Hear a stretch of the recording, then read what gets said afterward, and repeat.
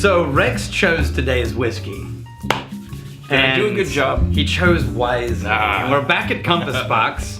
And we just did Which that. is one of my favorite. We did Peat Monster. But this is one of my favorite companies in Scotland. I chose John Glaser. Just from the label. Just from the label. Yeah. So yeah, apparently they do good labeling. Yes, they do. Yeah. That's one of the things I love about them. Great label design. But remember I said they're not making their own. They're buying things from other places and then doing things to them, aging them, blending them, right? So this one, there's an organization in Scotland, and I almost broke your cardinal rule. Here, I have some whiskey. You know, I, as a gracious guest, You weren't going to say I anything? don't want to say anything, but I was thinking it. Fair enough. So I will say, Now I'm getting apples. I once got a gift of 5 different Compass Box whiskeys in small vials, and I compared Oak Cross, which I have over here, the Oak Cross Compass Box to the Spice Tree Compass Box, Right. and I thought they had misnamed them because the Oak tasted spicy and the Spice Tree tasted oaky.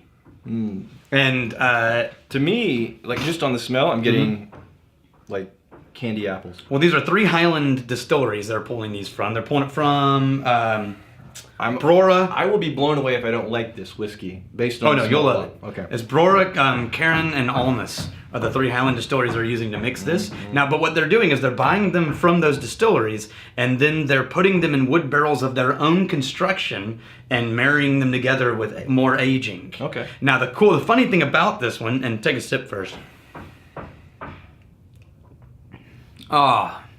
There's just so many things happening in there. One thing that's happening is this is mine now.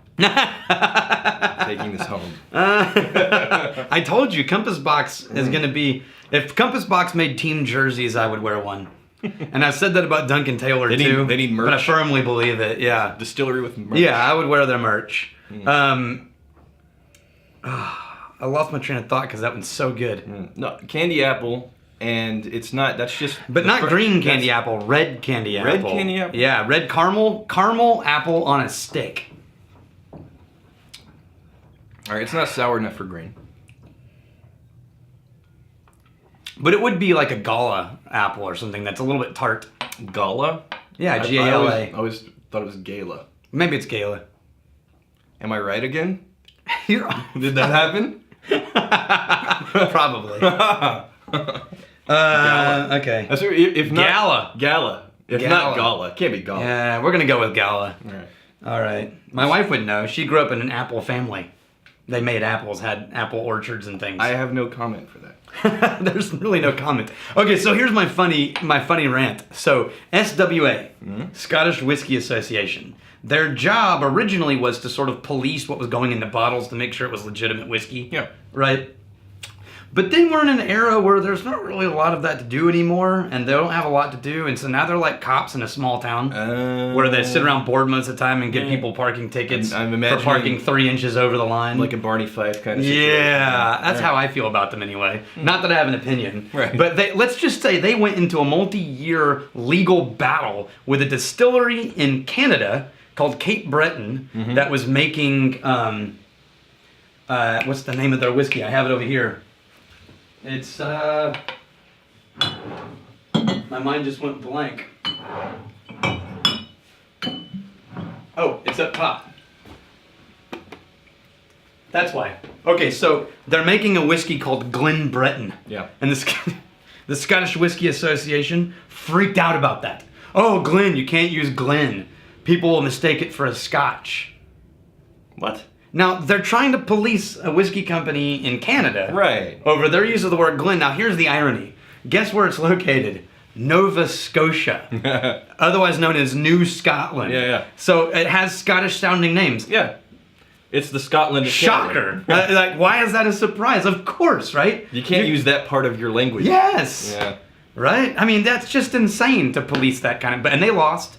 But that's the kind of minutia they fight over. Well, Compass Box has been leading the charge for transparency in whiskey, in Scottish whiskey. What does that mean? What that means is, here's what we put in this, and here's how we made it, and here's what percentage. Yeah. That's not on whiskey bottles, and the Scottish Whiskey Association is not a fan of that. Usually get some kind of vague, right up Highland whiskeys. Yeah, kind of made up of flowery Highland sounding. whiskeys. Yeah. So they want to tell you, here's how we made it, here's where we got it from, here's what percentage, and here's what we did to create this flavor. Yeah. Right? Full transparency. Now, at one point to create this, they created a new barrel that had never been done before, which was an oak, Scotch oak barrel relined with French staves. So it's a combination barrel. What's a French oak barrels. Okay. A stave is the piece of the barrel, like you can't see down there, but it's the lining of the barrel. Yeah. And so they created this combination cask to make this whiskey. Well, that had never been done in Scotch whiskey before, and the Scottish Whiskey Association freaked out and banned them from doing it. But they were in. All right, this is Compass Box. Okay, not the Canadian. Compass Box. Okay. Right. Yeah. So they said, no, you're not allowed to do that, and they had to discontinue production because they were using an inappropriate use of barrels. I'll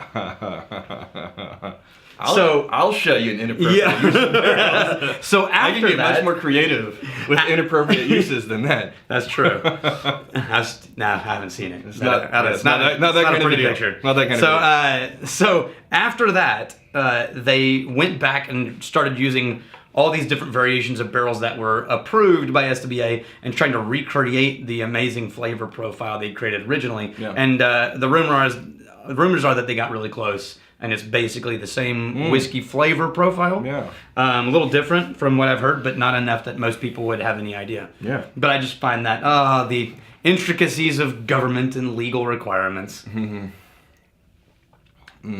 Tastes like compliance. That sweet aroma of government compliance. That's what I look for in my whiskeys. And mild frustration. Yeah, just a hint of frustration. The regulation just pops.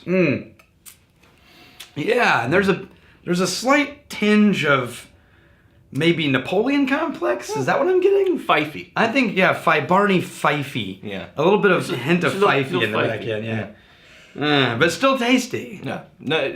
The circling back into the whiskey, talking about green apples, talking about And that seems too simplistic because this is very tasty. I feel like there's more going on. This does remind me of a slightly smoky Irish whiskey. Now that you mention it.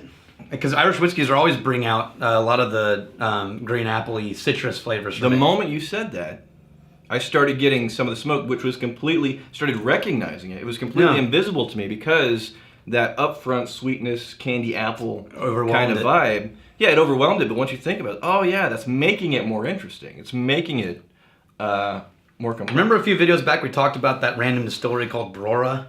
That's only existence was put back in action from Clonelish to start making whiskey for blending companies? I'm going to say yes. Yeah, say yes. That was the Clonelish video. That was where Clonelish opened across the street and left behind Brora. Yeah. Guess where a lot of the whiskey in this is from? Brora. Yeah. Good stuff. All right. Well, till tomorrow. May your crazy stay this side illegal. Oh, wait. I'll let you finish. I got it. All right. Yeah. And may you return to us before you have time to miss you. Cheers.